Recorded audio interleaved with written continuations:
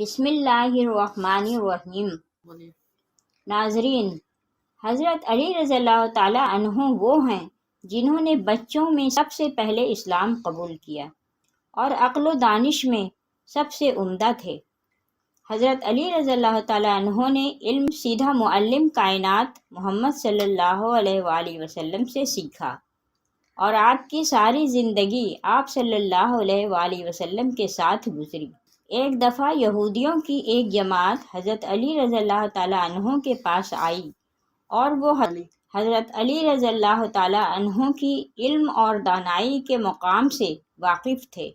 وہ نادان یہ سوچ کر آئے تھے کہ اگر کسی طریقے سے وہ حضرت علی رضی اللہ تعالیٰ عنہ کو علمی بنیاد پر شکست دے دیں، اس سے مسلمانوں کو شرمندگی ہوگی اور ہر طرف ہمارا ڈنکا بجنے لگے گا۔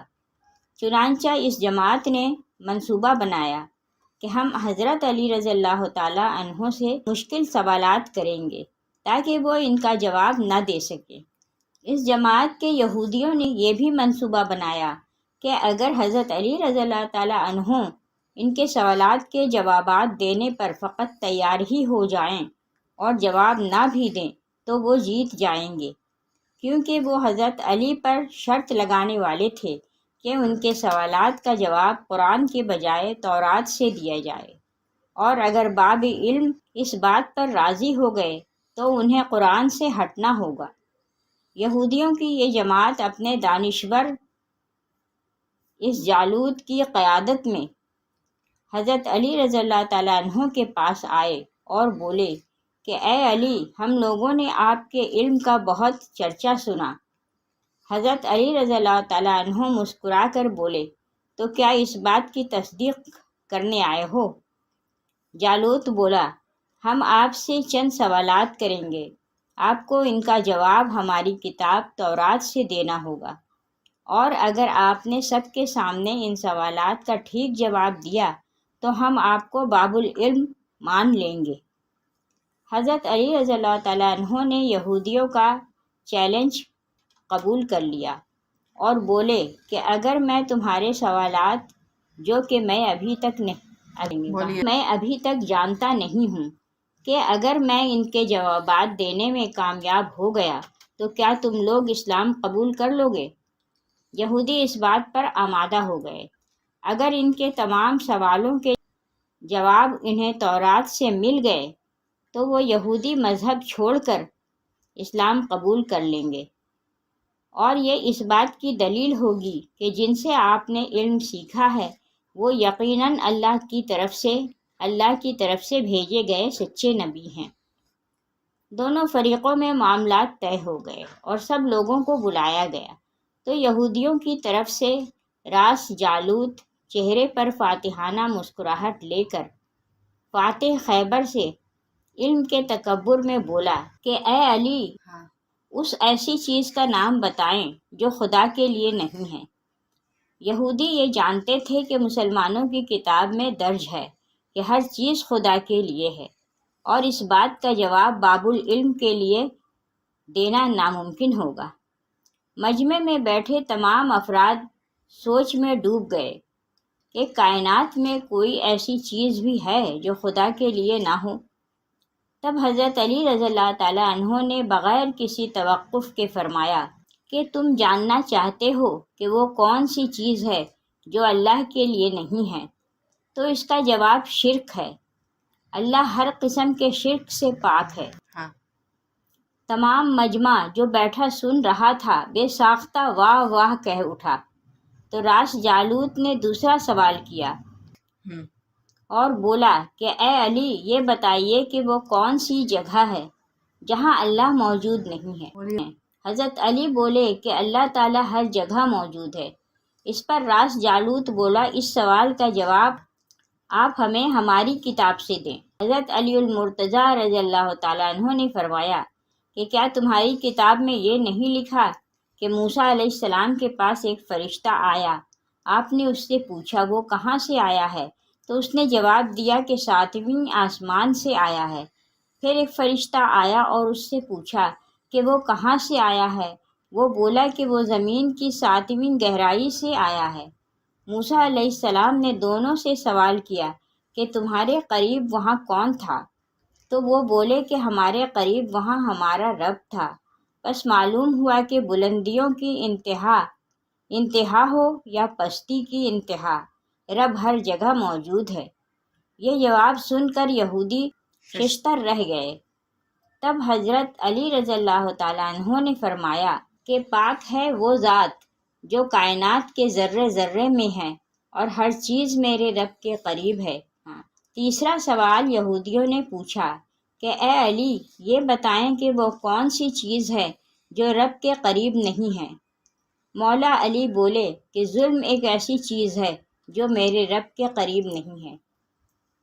تیسرا جواب ٹھیک ہونے پر جالوت تھوڑا پریشان ہوا اور اپنی حکمت عملی بدل کر علمی سوال کرنے کے بجائے حضرت علی سے تاریخی سوال کیا اور بولا کہ اے علی، اس چشمے کا نام بتائیں جو زمین پر پہلی مرتبہ جاری ہوا۔ حضرت علی بولے کہ اس چشمے کو چھوڑو، پہلے یہ بتاؤں کہ تمہارے دل میں کیا ہے، اور تمہارے دل میں یہ ہے کہ وہ چشمہ بیت المقدس کی ایک چٹان کے نیچے ہے۔ جالوت کے منہ سے بے ساختہ ہاں نکلا تو حضرت علی بولے کہ آج اپنی اصلاح کر لو، کیونکہ زمین پر بہنے والا پہلا چشمہ وہ نہیں ہے جسے تم سمجھتے ہو، بلکہ زمین پر بہنے والا پہلا چشمہ وہ ہے جس سے حضرت خضر علیہ السلام نے پانی پیا تھا اور اس سے آب حیات جاری ہوا۔ یہودیوں نے اس جواب کے بعد ایک اور تاریخی سوال کیا اور وہ بولے کہ یہ بتائیں کہ وہ کون سا پتھر ہے جو آسمان سے زمین پر اتارا گیا؟ اس سوال پر حضرت علی بولے، تم لوگوں کے ذہنوں میں پہلا پتھر وہ ہے جو بیت المقدس میں نصب ہے، لیکن تم یہ بات بھول جاتے ہو کہ خانہ کعبہ بیت المقدس سے کہیں پرانا ہے، اور حجر اسود اسی وقت نصب کیا گیا جب خانہ کعبہ پہلی دفعہ تعمیر ہوا تھا، اور وہی پہلا پتھر ہے۔ یہودی آپ کے جوابات سن کر ہمت نہ کر سکے کہ انہیں غلط قرار دیں، کیونکہ آپ ان کے جوابات انتہائی دلیل کے ساتھ دے رہے تھے اور ان کی اصلاح بھی کرتے جا رہے تھے۔ تب ان کے رہنما نے ایک اور مشکل سوال کیا کہ بتائیے وہ کون سی چیزیں ہیں جو مسلسل کم اور زیادہ ہو رہی ہیں؟ حضرت علی بغیر کسی توقف کے بولے کہ تم اپنا ماہ و سال پر غور نہیں کرتے کہ ہر دن اور رات آنے والے دن اور رات سے پہلے مسلسل کم ہوتی ہے اور پھر مسلسل زیادہ۔ جالوت نے اس پر ایک اور سوال پوچھا اور بولا کہ زندہ رہنے کی پہچان سانس لینا ہے، کیا کائنات میں کوئی چیز ایسی بھی ہے جو سانس لیتی ہے مگر زندہ نہیں؟ حضرت علی رضی اللہ تعالیٰ عنہ نے فرمایا، جانتے ہو نا، کتاب میں لکھا ہے کہ صبح جب نکلتی ہے تو سانس لیتی ہے، حالانکہ صبح کے پاس نہ روح ہے اور نہ جان۔ یہ سن کر وہ جلدی جلدی بولا کہ اچھا یہ بتائیں کہ زمین کا وہ کون سا حصہ ہے جہاں سورج کی کرنیں ساری زندگی میں صرف ایک دفعہ پڑی اور پھر کبھی نہیں پڑی؟ حضرت علی نے فوراً جواب دیا کہ موسیٰ علیہ السلام نے جب دریا کو اپنے عصا سے 2 ٹکڑے کیا تو اس زمین پر سورج کی کرنیں پہلی دفعہ پڑیں، اور جب آپ گزر گئے اور پانی نے وہ راستہ بند کر دیا تو پھر اس جگہ سورج کی کرنیں دوبارہ کبھی نہیں پڑیں۔ پہلا سوال یہودیوں نے یہ کیا کہ اے علی، یہ بتائیں کہ وہ کون سی چیز ہے جو ہمیشہ غائب رہتی ہے، اور وہ کون سی 2 چیزیں ہیں جو ہمیشہ حاضر رہتی ہیں؟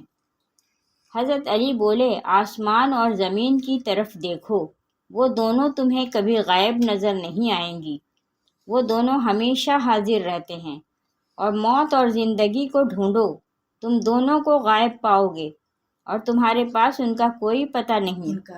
یہودی رہنما حیرت زدہ تھا، مگر اپنے اس سوال پر اسے یقین تھا کہ اسے اس کا جواب نہیں ملے گا، لہٰذا بولا کہ یہ بتائیں کہ اے علی، وہ کون سی چیز ہے جس کا خالق خود اللہ ہے، مگر اسی کے بارے میں خود سوال بھی کرتا ہے؟ حضرت علی بولے موسیٰ علیہ السلام کے عصا کا خالق خود اللہ ہے، اور اس عصا کے بارے میں اسی نے خود موسیٰ علیہ السلام سے سوال بھی کیا اور پوچھا کہ موسیٰ یہ آپ کے ہاتھ میں کیا ہے؟ پھر یہودیوں نے اگلا سوال کیا کہ بیت اللہ کا طواف تو ذی حیات کرتے ہیں، لیکن اس بے جان چیز کے بارے میں بتائیں جس نے بیت اللہ کا طواف کیا۔ حضرت علی بلا کسی توقف بولے کہ کشتی نوح ایک ایسی بے جان چیز ہے جو طوفان کے دوران اس مقام پر پہنچی جہاں بیت اللہ ہے، تو اس نے اس کے گرد 7 چکر طواف کیا۔ جالوت نے باب علم مولا علی سے کئی سوال کیے اور تمام کے جواب آپ نے بالکل ٹھیک بلا توقف دیے۔ تو مجمع میں بیٹھا ہوا کہ حضرت لوگ تو ہر سوال پر سوچ کر جواب دیتے ہیں، آپ تو ہر سوال کا جواب بلا توقف دے رہے ہیں۔ تو اس پر حضرت علی بولے تمہارے ایک ہاتھ میں کئی انگلیاں ہیں؟ تو وہ فوراً بولا 5۔ اس پر حضرت علی بولے مجھے بھی تم لوگوں کے سوالوں کے جواب ایسے ہی معلوم تھے جیسے تمہیں یہ پتہ ہے کہ تمہارے ہاتھ میں 5 انگلیاں ہیں۔ یہودی نادان نہیں جانتے تھے کہ باب علم کے پاس کائنات کے رازوں کا علم ہے، لیکن جب انہیں تمام سوالات کے جوابات ٹھیک مل گئے تو جالوت سمیت تمام گروہ نے کلمہ پڑھا اور دائرہ اسلام میں داخل ہو گئے۔ اللہ تعالی ہم سب کو دین کی سمجھ نصیب فرمائے اور آپ کا سننا اور میرا سنانا اپنی بارگاہ میں قبول کرے، آمین۔